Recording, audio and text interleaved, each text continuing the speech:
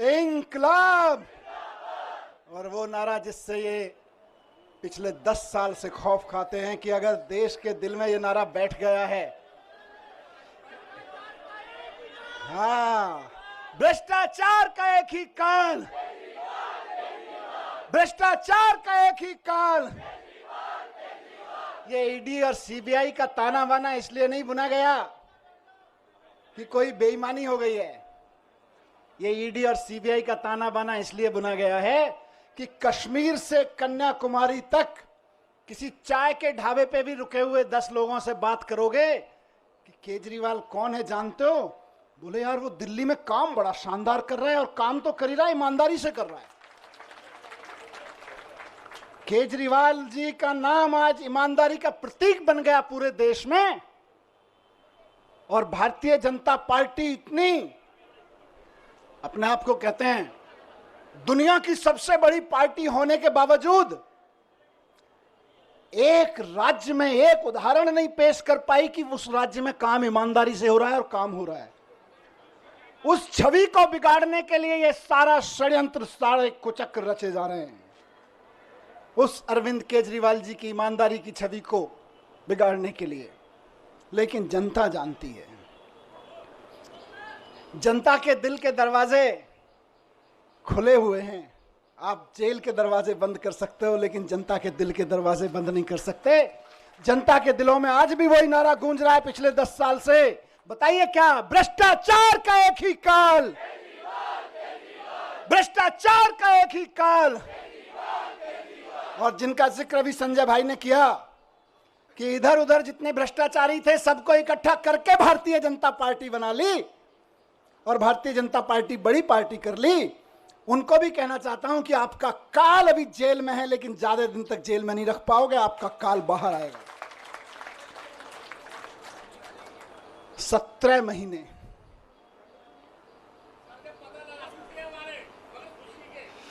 ये आंसुओं, इन आंसुओं ने ही मुझे ताकत दी है 17 महीने जेल में। मैं जब राजघाट पे आपसे बात करके गया था तो कह के गया था शायद 7-8 महीने लगेंगे। मुझे उम्मीद थी कि 7-8 महीने में न्याय मिल जाएगा, लेकिन कोई बात नहीं, 17 महीने लग गए। 17 महीने लग गए, लेकिन जीत सच्चाई की हुई है, जीत ईमानदारी की हुई है। इसीलिए कहते हैं कि भगवान के घर पे देर है लेकिन अंधेर नहीं है। भगवान के घर पे देर हो सकती है लेकिन अंधेर नहीं हो सकती है। इनकी तो बड़ी कोशिशें करी इन्होंने, संजय भाई के ऊपर, मेरे ऊपर, अरविंद जी के ऊपर, पार्टी के और नेताओं के ऊपर। देश के सख्त से सख्त कानूनों की सख्त से सख्त धाराएं लगा के इनको बंद कर दो झूठे सच्चे केस में, और ऐसी ऐसी धाराएं लगा दो जो दुनिया भर में आतंकवादियों के ऊपर लगाई जाती हैं।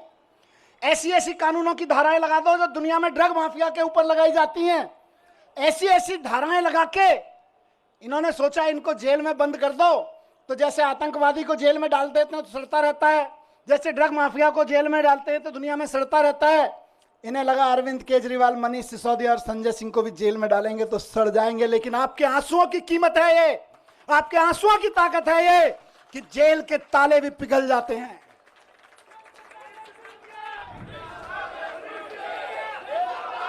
एक ही चीज कहूंगा, कल सुबह मैं बैठा था कि सारी दुनिया की सारी बुरी ताकतें भी इकट्ठी हो जाए ना, तो जो सच्चाई के रास्ते पे चलता है उसका साथ भगवान देता है, उसका साथ भगवान जरूर देता है। और ये आज बजरंगबली की कृपा है कि 17 महीने बाद सही, लेकिन मैं आपके बीच हूं। और अभी गया मैं बजरंगबली के मंदिर में, पंडित जी ने आशीर्वाद दिया। वहां जो पंडित जी मौजूद होते हैं वही बजरंगबली जी के वाणी बोल रहे होते हैं। उन्होंने बजरंगबली जी की वाणी से आशीर्वाद दिया कि विजयी भव, सफल भव। मैंने कहा जी एक ही सफलता का मंत्र है, दिल्ली के एक एक बच्चे के लिए शानदार स्कूल बना के देने हैं, यही हमारी सफलता है। और इसके लिए मैं कल से कह रहा था अपने साथियों से, हम तो रथ के घोड़े हैं, हमारा असली सारथी अभी जेल में बंद है, वो भी बाहर आ जाएगा। फिर उसके बाद हमको तो जहां हकेंगे हम हकेंगे, लेकिन हमारा असली सारथी अभी जेल में बंद है और जेल के ताले टूटेंगे, बहुत जल्दी छूट के आ जाएंगे। बहुत कृपा है अरविंद जी के ऊपर बजरंगबली की। आपको याद है ना, लंबे समय से बहुत सारे लोग साथ हैं, कितने शुगर का पेशेंट होने के बावजूद कितना लंबा लंबा फास्ट किया, केवल बजरंगबली जी की कृपा से। तमाम तरह के आरोप, इतने इतने आरोप लगाए झूठे झूठे, बच गए, निकल के आ गए, केवल अरविंद जी बजरंगबली जी की कृपा से। और मैं समझता हूं भगवान की कृपा, बजरंगबली जी की कृपा हम पर कल हुई बाबा साहब के दिए हुए संविधान की बदौलत। बाबा साहब ने, जब ये मुकदमे की सुनवाई चल रही थी, मैं बहुत ध्यान से सुन रहा था, पढ़ रहा था, पूरी डिटेल ले रहा था वकील साहबों से। बाबा साहब ने 75 साल पहले, करीब 75 साल पहले अंदाजा लगा लिया था कि कभी कभी ऐसा भी होगा, हम लोकतंत्र का संविधान बना रहे हैं, लेकिन कभी कभी ऐसा भी होगा कि इस देश में तानाशाही ताकतें आके आतंकवादियों और ड्रग माफियाओं पर लगाए जाने वाले कानून को आम आदमी के ऊपर लगाएंगे, व्यापारियों के ऊपर लगाएंगे, विपक्षियों के ऊपर लगाएंगे। तो उस वक्त उन व्यापारियों को, उन आम आदमियों को, उन विपक्षियों को कौन बचाएगा? तो बाबा साहब ने पहले ही लाइन जोड़ दी थी, संविधान बचाएगा। यही भगवान की कृपा है। कौन बचाएगा उनको जब तानाशाह सरकार अपना जुल्म करेगी, एजेंसियों का दुरुपयोग, कानूनों का दुरुपयोग करेगी, जेलों का दुरुपयोग करेगी, तो कौन बचाएगा? 75 साल पहले उस महान शख्सियत ने लिख दिया था कि मैं ऐसा संविधान दे रहा हूं कि तुमको संविधान बचाएगा। आज हम संविधान के बदौलत खड़े, संविधान की ताकत से यहां पे खड़े हैं। आज मैं शुक्रगुजार हूं देश के संविधान का, बाबा साहब का, और साथ साथ बहुत विनम्र निवेदन के साथ में माननीय सुप्रीम कोर्ट का, बहुत विनम्र सम्मान के साथ में। माननीय सुप्रीम कोर्ट ने संविधान की दी हुई ताकत का इस्तेमाल करते हुए कल तानाशाही को कुचला, तानाशाही को कल गलत ठहराया। और माननीय सुप्रीम कोर्ट के साथ साथ मैं बहुत तहे दिल से शुक्रगुजार हूं उन वकीलों का जो पिछले 1.5 साल से, 17-18 महीने से, और बल्कि उससे पहले से भी पूरी लड़ाई लड़ रहे हैं। मैं जेल में बैठा था, आप लोग आंदोलन कर रहे थे, अरविंद जी जेल में बैठे हैं, आप लोग यहां सड़कों पे डंडे खा रहे हैं, लेकिन वो वकील इधर से उधर धक्के खा रहे हैं, एक कोर्ट से दूसरे कोर्ट धक्के खा रहे हैं, एक कागज से दूसरे कागज में डाल रहे हैं। इनकी एक एक साजिशों का, इनकी एक एक चालबाजियों का, इनकी एक एक तिगड़मों का जवाब दे रहे हैं अदालतों में खड़े होकर, इनके एक एक झूठ का पर्दाफाश कर रहे हैं। मेरे लिए तो, मैंने कल भी कहा था, भगवान स्वरूप हैं। किसी भी जेल में बंद होने वाले एक व्यक्ति के लिए तो वकील भगवान स्वरूप होता है, और मेरे लिए तो सिंघवी साहब वाकई भगवान स्वरूप हैं। अभिषेक मनु सिंघवी जी, जिन्होंने इस पूरी कानूनी लड़ाई को इस अंजाम तक पहुंचाया, और जल्द ही अरविंद जी को भी बाहर लेकर आएंगे। मैं धन्यवाद करता हूं सिंघवी साहब का, मैं धन्यवाद करता हूं दयान कृष्णन साहब का, मैं धन्यवाद करता हूं मोहित माथुर साहब का, जिन्होंने बहुत बेबाकी से अदालतों के सामने ईडी और सीबीआई और भारतीय जनता पार्टी के सच को बेनकाब किया है। और मैं बहुत प्यार के साथ धन्यवाद करता हूं, उनमें से कुछ लोग मेरे उनसे उम्र में छोटे हैं, कुछ बड़े हैं, अपनी आम आदमी पार्टी की लीगल टीम के कुछ वकील साथी, हमारे एमएलएज यहाँ खड़े हैं, साथ साथ में उनको सबको कोऑर्डिनेट करने वाले विवेक भाई, इधर शायद नहीं होंगे, किसी विवेक जैन किसी अदालत में इस समय जाके आर्गुमेंट कर रहे होंगे, इरशाद भाई इस समय कहीं किसी अदालत में आर्गुमेंट कर रहे होंगे, कुछ पेपर बना रहे होंगे, और उनके कई साथी यहाँ खड़े मैं देख रहा हूँ, अपने सारे साथियों को मैं उनका भी बहुत धन्यवाद करता हूँ। रजत, साथ साथ में मैं शुक्रगुजार हूं देश भर में आम आदमी पार्टी के एक एक कार्यकर्ता का, नेताओं का। मैं तो 17 महीने जेल में था, जेल की छोटी सी एक कोठरी थी, इसकी 1/4 सी, इस पूरे स्टेज की 1/4 कोठरी में कोई नहीं। जब मैं गया था तो मैंने, वहाँ के सिपाही वगैरह कहते थे सर बड़े ऊपर से ऐसी हिदायतें वैसी हिदायतें हैं। मैंने कहा आप चिंता मत करो, मैं तो जंतर मंतर पे एक अखबार के साइज पे सो गया था, मुझे कोई दिक्कत नहीं है। मैं तो वहां से निकला हूं जहां अरविंद केजरीवाल जी और मैं और संजय भाई बनारस रेलवे स्टेशन के, और जहां देश भर में रेलवे स्टेशन में रात को 2 बजे ट्रेन आती थी, तो इतने भी पैसे नहीं थे कि रात को किसी लॉज में रुक जाएं, तो जाके 9 बजे खाना खा के स्टेशन पे ही सो जाते थे अखबार बिछा के। हम तो वहां से भी निकल के आए, हमें तो कोई दिक्कत नहीं है। तो लेकिन हम तो वहां सो रहे थे, लेकिन डंडे कौन खा रहा था?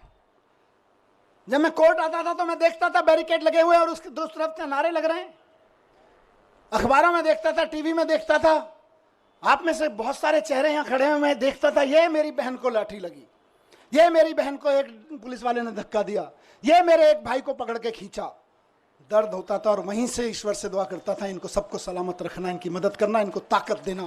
सलाम करता था आपकी ताकत को मैं वहां से,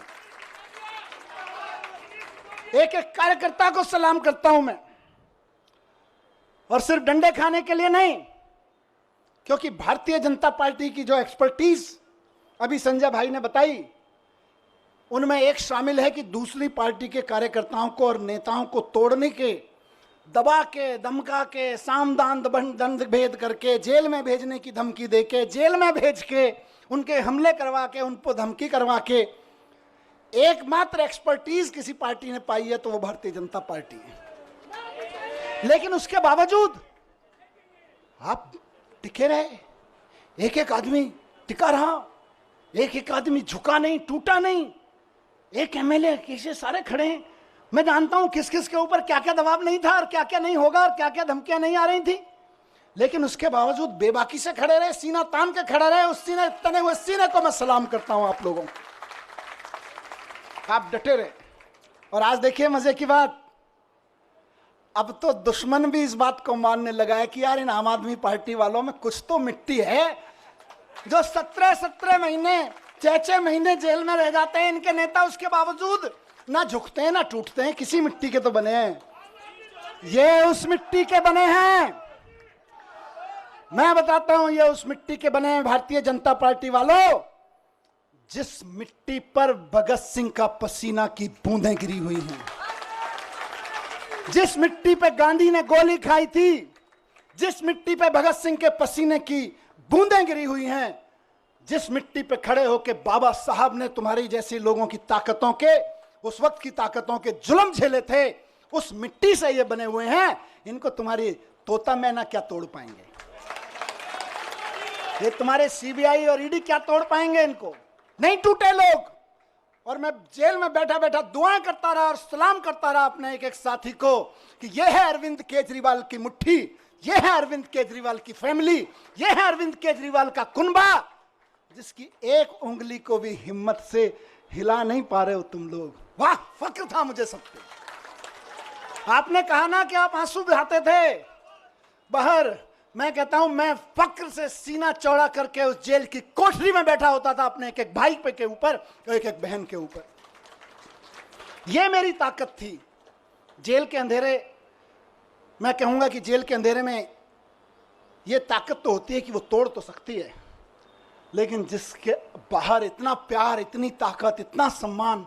मैं कल से उतरा हूं, मुझे किसी ने बोला मनीष जी 17 महीने बाद आ रहे हो, 2 दिन के लिए रेस्ट पे चले जाना।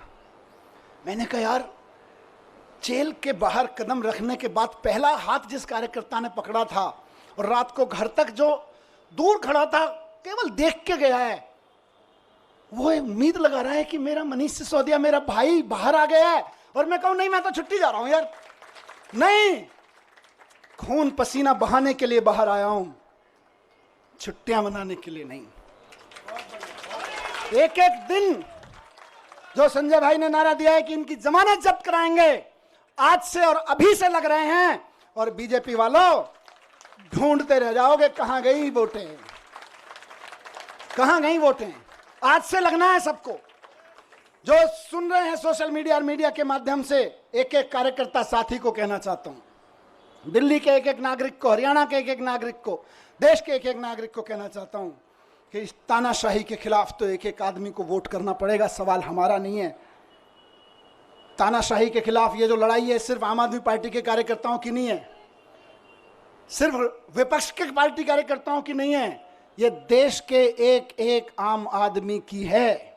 मैं जेल में था अभी, तो कई सारी खबरें, अखबार पढ़ता था, टीवी देखता था, न्यूज में, तो कई सारी खबरें विचलित करती थी। ये विचलित नहीं करता था कि जमानत हुई कि नहीं हुई, इससे कभी मेरे को विचलन नहीं हुआ। मेरे को विचलन किस चीज से होता था? मैं देखता था कि देश के कितने कितने बड़े बड़े व्यापारियों को इन्होंने, 500-600 बड़े बड़े व्यापारियों को इन्होंने झूठे केसेस, सच्चे केसेस, इधर उधर के केसेस में बना के बंद कर दिया गया है। उनका किसी पार्टी वार्टी से भी कोई लेना देना शायद ही होगा।